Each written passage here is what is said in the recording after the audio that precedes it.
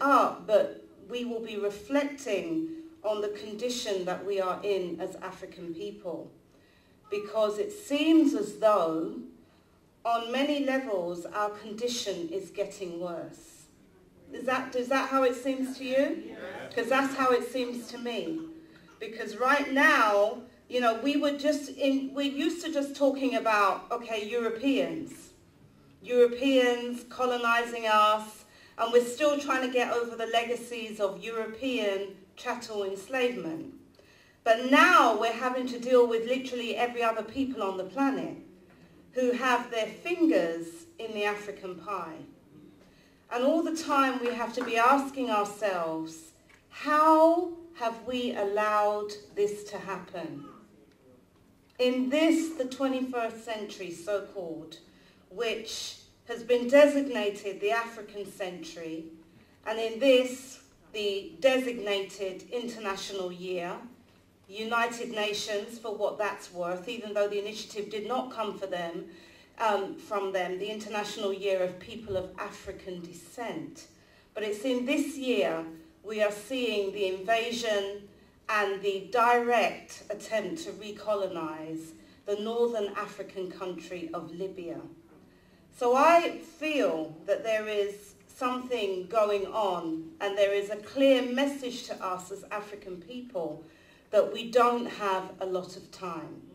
We don't have a lot of time for useless talking. We don't have a lot of time for posturing. We don't have a lot of time for the disunity. We don't have a lot of time for the big egos that often accompany our organizing. Time is running out for us. And I'm not trying to scare anybody, because I think we have to be careful when we're having these conversations, because so many of our people are so, you know, under this weight of oppression that we hear anything more and it's like we just want to hide under the covers. We don't want to come out. But we actually have to begin as a people, as part of our own restoration, to be a people who deal with truth. Yeah? We have to get back to a people who can deal with truth. As our great revolutionary Amilcar Cabral told us, he said that we must tell no lies, expose lies whenever they are told. We must mask no difficulties, mistakes, failures, and we must certainly claim no easy victories. So I'm really just quoting those words back in this year, because they are just as relevant today as they were when he spoke them, that we must claim no easy victories. And this is not going to be an easy victory. But we have to also accept that there is something that has gone radically wrong in our quest towards liberation. There is something radically wrong with our sense of who we are as a people and our levels of consciousness, our levels of African consciousness. Because how else could we explain how in a continent of plenty we have people starving?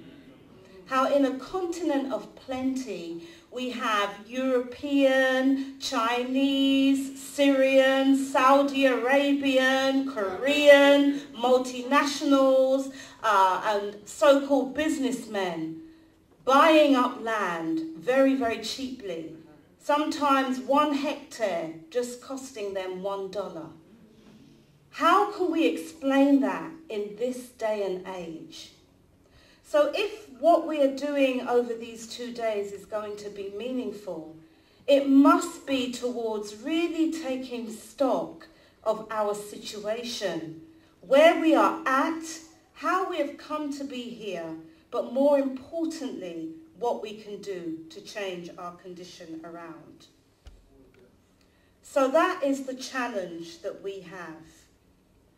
The land grabbing that we are seeing in Africa. So I'm not just talking about the NATO, UN, UK, British, French-led interventions in Libya and Côte d'Ivoire. I'm not talking about that only.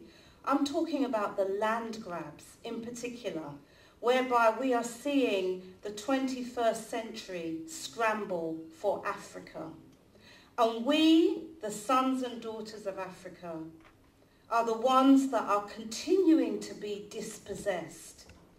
And so we have to look at Pan-Africanism and our failures to actually develop and build our own power base as African people. We have to look at that, because for all we know about our history, our glorious past, we have to seriously assess how it is that in this time, when we know so much about who we are and who we have been, that we are not able to use this knowledge to lift ourselves up. And we have to ask ourselves some serious questions, not just for ourselves, but for those children, the children who are here in this room, the children who are yet to be born. What are we going to tell the children about this time, about this generation, about what we allowed to happen on our watch? What are we going to tell our children? What do you tell your children now when they look around at the world that we have failed to build for them? So I'm not really here to get into that. You know, we love to do that coming together, and many people have abandoned the church, so we like to hear another kind of preaching. So I'm not here to do that, because our condition is far too serious for me to come here and stand before you and do that. So the land grabs that are taking place in Africa, because of so-called food shortages, food riots that we saw in 2008, 2009. And so many countries now are acquiring land in Africa to grow their food, to benefit their citizens. But we have Africans who are starving and who are recipients of food aid, and goodness knows what else is being put in the food that we know, and that, you know, is being handed out by agencies such as the World Food Organization, the United Nations, etc., etc. And then we know what's happening via our food, because we know that whoever controls our food supply controls the world. So when we're looking at the attack on African people, let's not just look at the bombs that are being dropped in countries such as Libya. Let's not solely look at the role of Afrikan, the USA Africa Command, that is strategically placing itself and so-called intervening in many conflicts that have been created by Western powers. Let's not just look at that, but let's also look at the bombs that are coming into our own homes via the media, via the agendas that are being promoted by these United Nations organizations, via the population control, and in particular sisters in the room. This is where they're attacking us, because they don't actually want us to reproduce. They want less of us on the planet, and then we get spun these lies that Africa is overpopulated, that there's too many of us. There was some big story in 2010 about the population of Africa reaching 1 billion. But actually, African countries are underpopulated. It's European countries, in terms of their population density, that are overpopulated. So they're trying to encourage us to, you know, have their birth control and so forth. And then they're, you know, talking about HIV/AIDS. And then they're infecting a lot of condoms and so forth and giving these to our people and saying that we're having too many children because they don't want many more of us to be born. And whilst we're dying of diseases that were long eradicated in Europe and North America and Western countries, They are there strategically repositioning themselves whilst we're here talking for African liberation. So whilst we're here, many of us talk about going back home. We talk about repatriation. But many of us are not doing that. And then guess what? When you go back to wherever your home is or wherever you choose, you're seeing an immigration officer that looks like the Caucasian that we leave here. And they're the ones training our immigration officers. And our countries are following their dictates and their policies. So we have a problem. We have a problem. Those of us in the reparations movement have long been talking about the reparations process not just being about financial compensation, which is how a lot of people understand reparations, and certainly there is a financial debt that we are owed. But our fundamental acts of self-repair is about us evolving our unity project and ensuring that we are able to build and evolve an African superpower, an African state, a Pan-African Union, not the African Union, but a Pan-African Union. It's been called various things. Professor Chinwezu has spoken about the Black World League of Nations. We ourselves in the Pan-African Reparations Coalition in Europe, who I represent, have come up with a concept called Ma'at Ubuntuman, which basically means a Pan-African state union that is built on and premised on the principles of Ma'at. Because we have a serious problem with the models of governance and state building that we have been adopting in Africa. Because we are emulating, we are imitating their models of statehood. And then we wonder why we have so many civil conflicts. Then we wonder why we have so many ethnic divisions. Because we are following their models of so-called good governance and democracy, which has never even worked in their societies, in their ideal societies of Greece and Rome. It did not exist. But yet we are hearing African leaders talking about the rule of law and good governance and democracy. So the challenge that we have, brothers and sisters, is the challenge to build an Africa, including us, not just Africa as a continent, but a global geopolitical reality that can encompass us as members of the diaspora, as the sixth region of Africa, a polity that is not built on the models of statehood that we learned from Europe, but a Sankofa, going back to the best of our own models of governance that we have evolved in our high civilizations. And that is our challenge for this century. That is what we have to do as African people. So wherever we are, we must be educating ourselves about the need for this reality. Because until we have that, none of us is guaranteed any security, human or otherwise. I mean, let's face it. We are the people who are more likely to be victims of crime. And apart from the crimes of colonialism, the crimes of chattel enslavement, the crimes of neo-colonialism, we are also committing crimes on each other. And we have been criminalized as a people. And then we run to their law courts to try and adjudicate our disputes between one another. And then we have the prison industrial complex.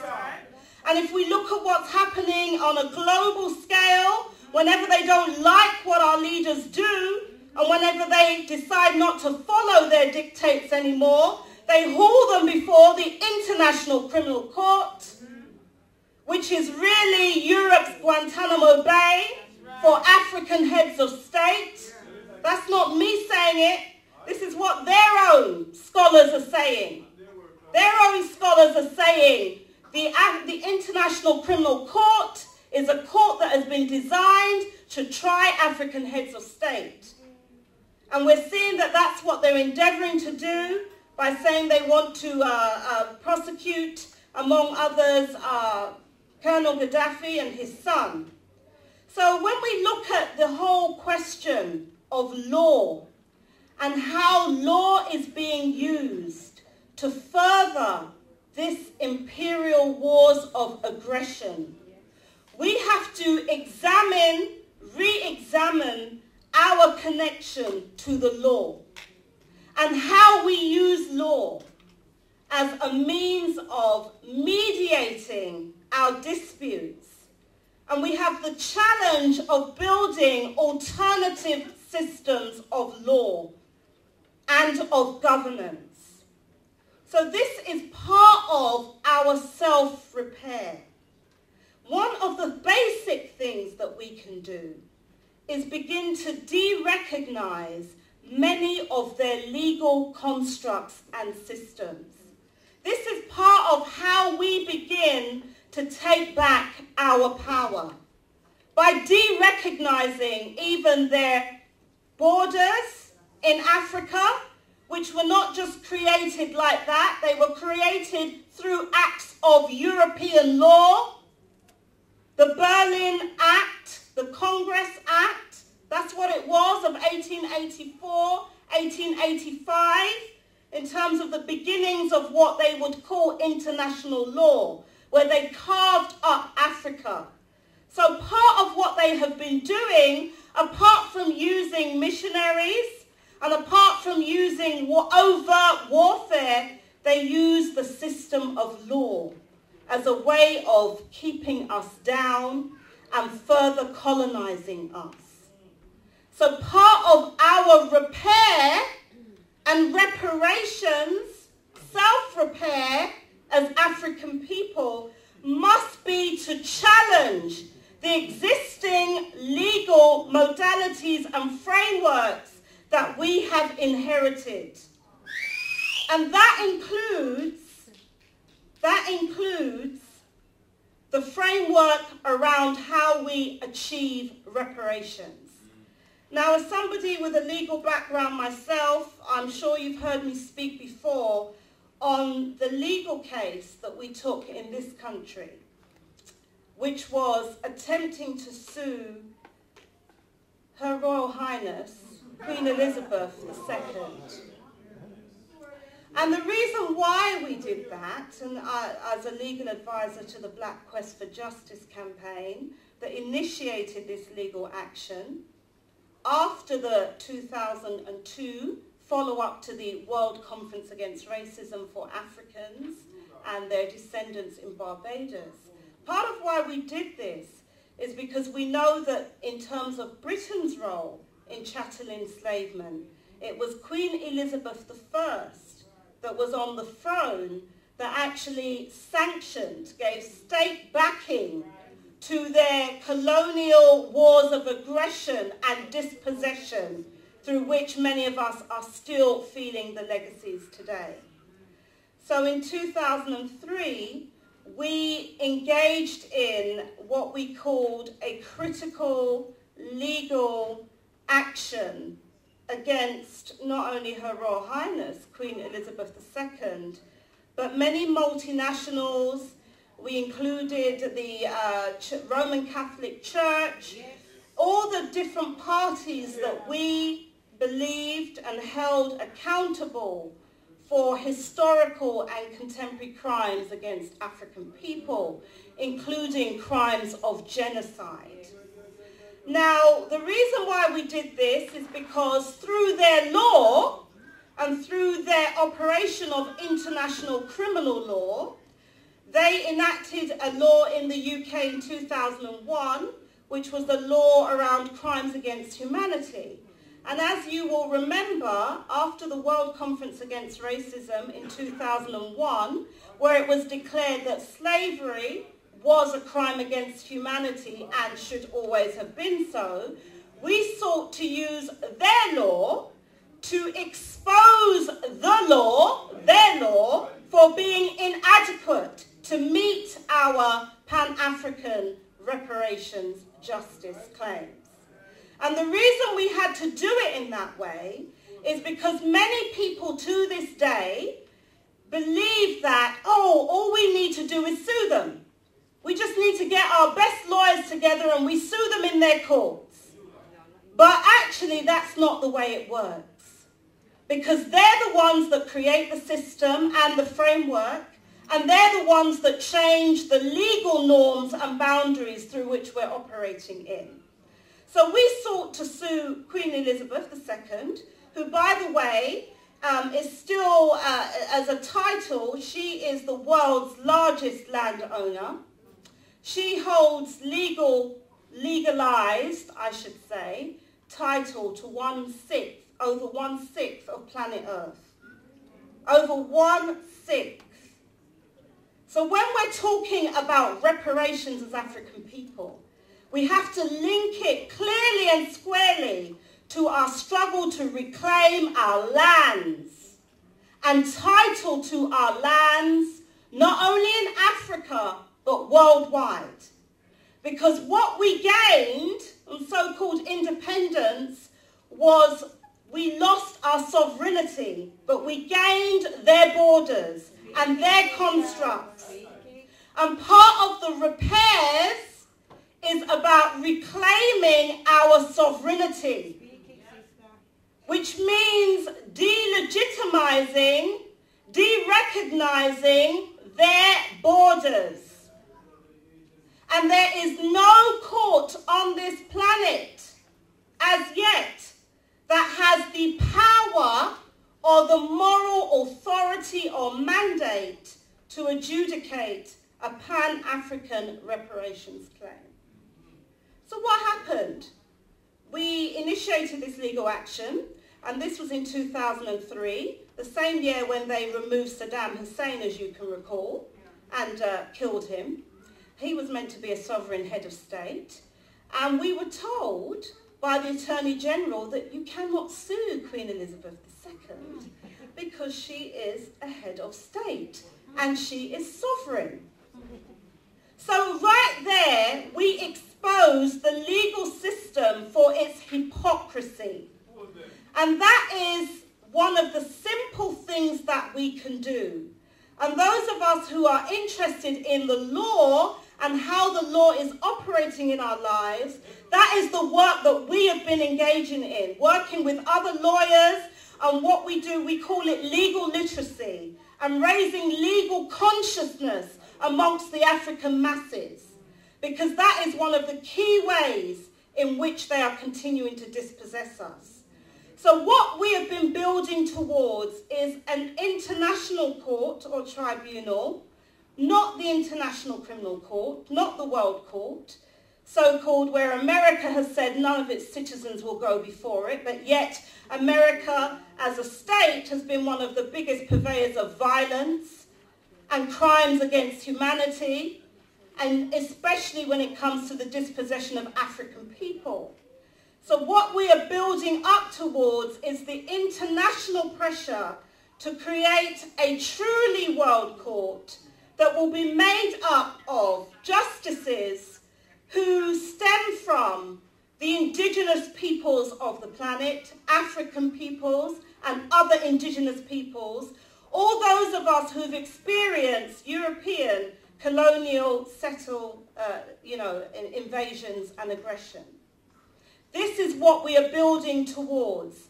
But unless we are able to delegitimize their existing systems, then many of us will keep submitting ourselves, prostrating ourselves before them, expecting justice. So the cause of African reparations is really what Reclaiming Africa is about. And if we understand reparations in its true meaning, It just means to make repairs. So when we look at the different repairs that we have to make, they come under 5 main headings, those being restitution, compensation, rehabilitation, something called satisfaction, something called guarantees of non-repetition. And this is the apparent international legal framework around reparations. And many of us who hear the term reparations just automatically go to compensation. But let me just give you an idea of what reparations in its holistic sense looks like. First of all, before we can have true reparations, we have to begin with stopping the continuing human and people's rights violations that are being committed against us as African people. How can we be talking about reparations when we're still being colonized, we're still being oppressed, we're still experiencing racism, we're still experiencing dispossession? So we cannot have reparations until we stop the crimes of the present, which have a historical antecedents in chattel and colonial enslavement. We also have to put a full stop to the structurally violent plunder of our material resources, our lands and our minerals, as well as our brain drain, which has become a brain gain to Western countries. That includes so-called recognition of foreign debts. Our countries are supposedly indebted, but we know that they owe us.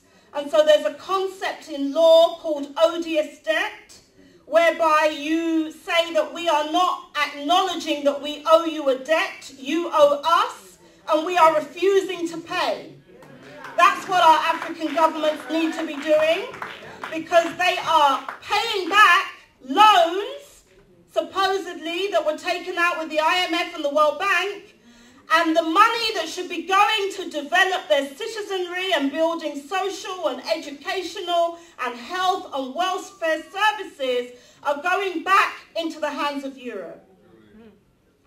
We also need the exoneration and the release of our political prisoners of conscience and our modern day prisoners of war. And there are so many to name, but some famous ones that you will know are people like Mumia Abu-Jamal, people like Assata Shakur, who is in Cuba in exile, people like Debbie Sims, Dr. Matula Shakur, etc.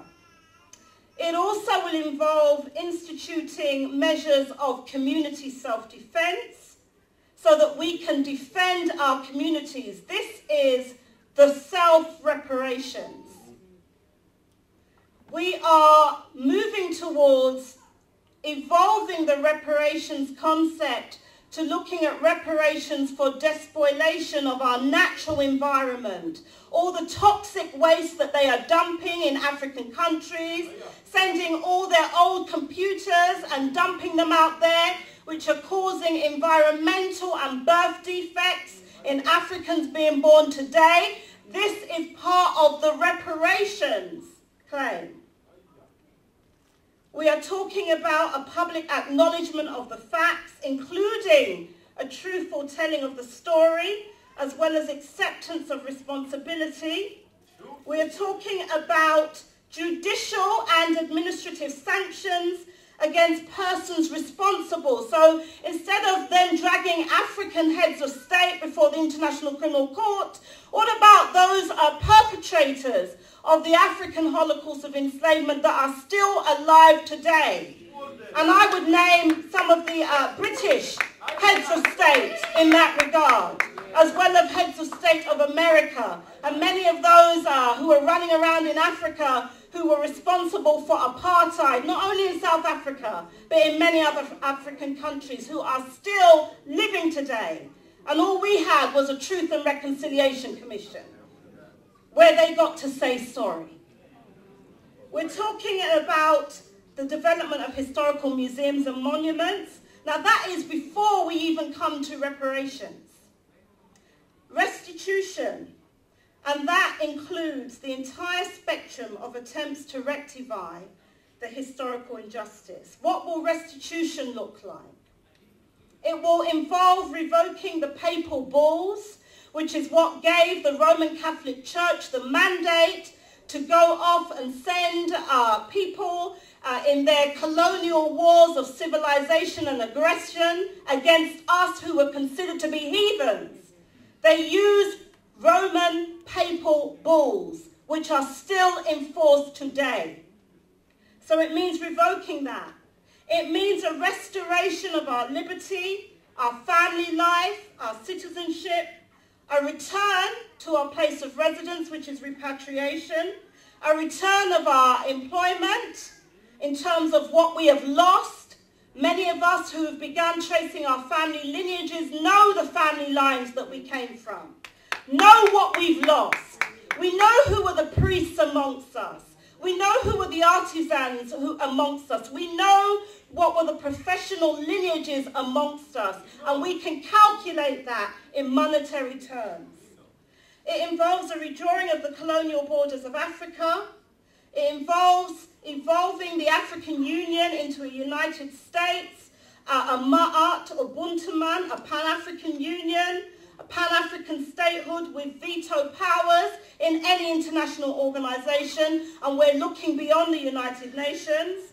Other people have developed a concept such as the Black World League, the Black Star Constellation of Nations. We need to have communal repossession of lands, not just the private property notion of leasehold and freehold that has been exported around the world, that we're still suffering from because of the 6.5 billion people on planet Earth. Only 15% have legal title to land. That's how the private property system is actually continuing to impoverish not only African people, but many of the other impoverished peoples of the world. It will involve an African rememory process, which is a process of reclaiming our own historical memory, which is necessary to heal the psychic injuries caused by centuries of cultural and spiritual murder.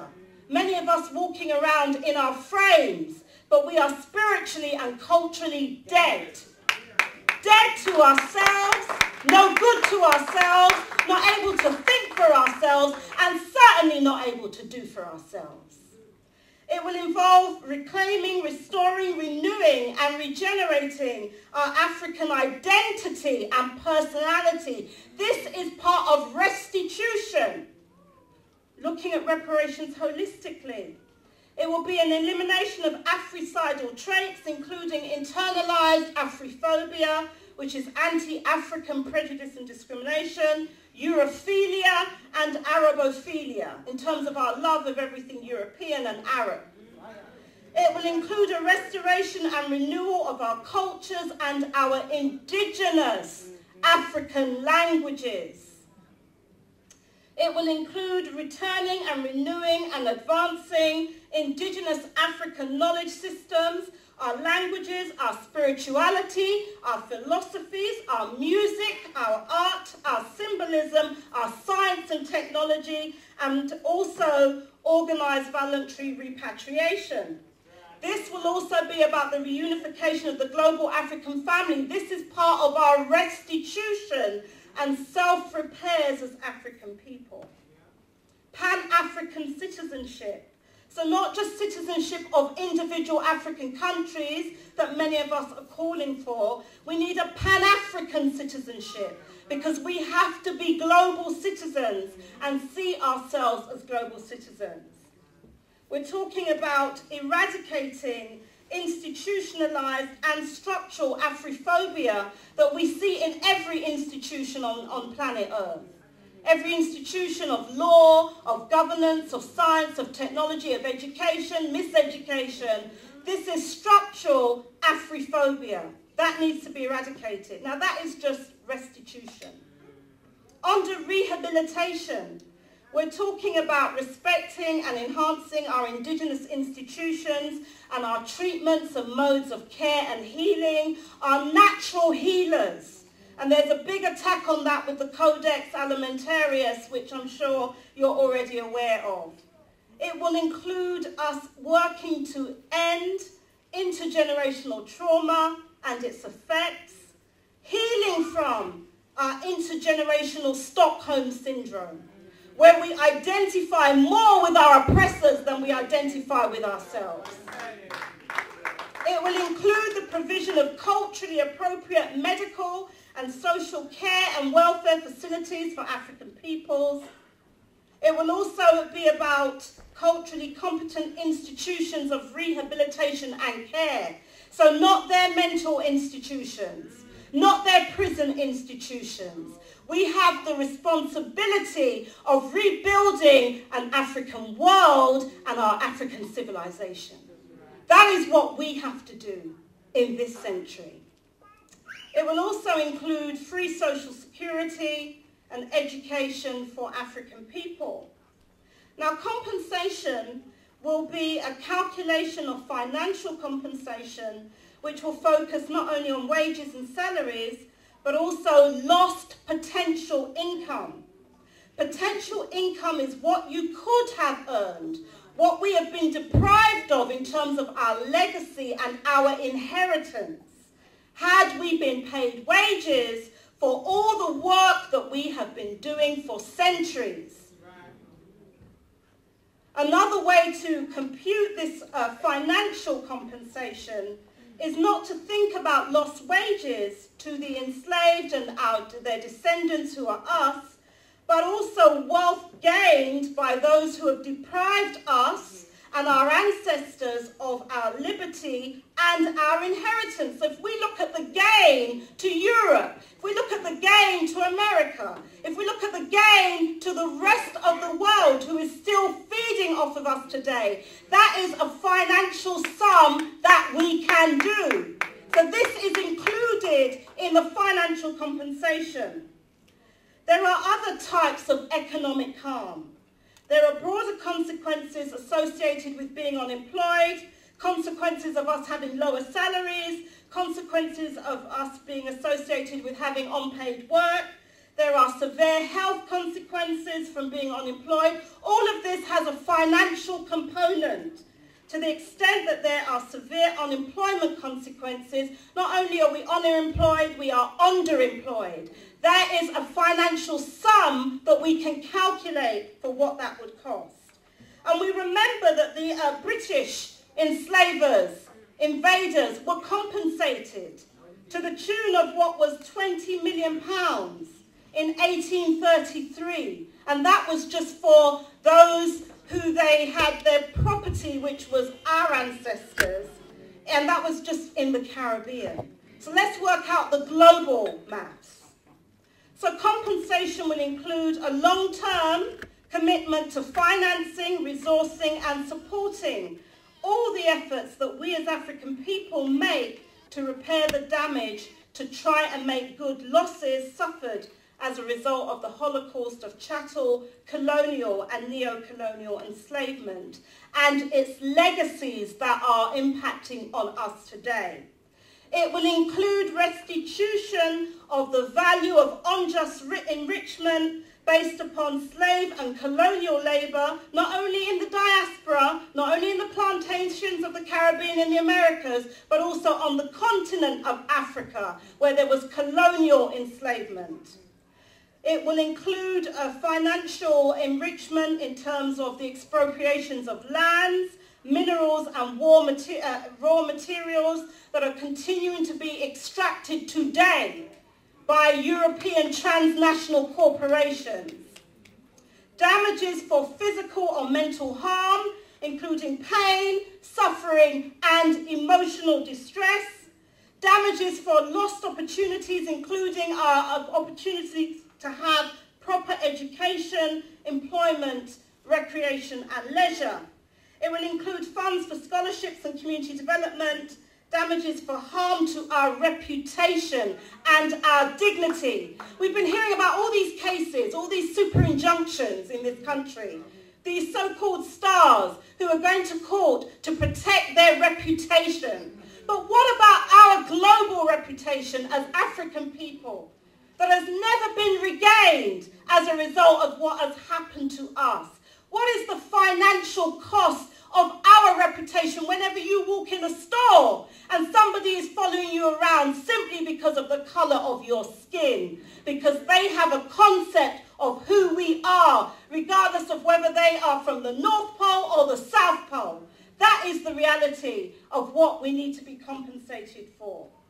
So there's a whole heap, and that was only 2 that I've read out, and time is not on my side. Rehabilitation is a key area.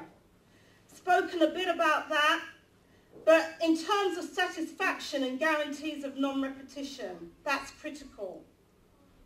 Satisfaction and guarantees of non-repetition will include us reasserting our sovereignty of Africans and our descendants, evolving the African Union into a superpower, and compelling universal recognition around the world for this. So that is a fundamental act of self-repair that we have to do. Our oppressors are not going to do that for us. In fact, they have recolonized Africa already. It will also include judicial and administrative sanctions against the persons responsible. We've spoken about a true and international court, but we have started with a concept called the People's International Tribunal for Global Justice, which many of us are organising internationally to establishing this tribunal.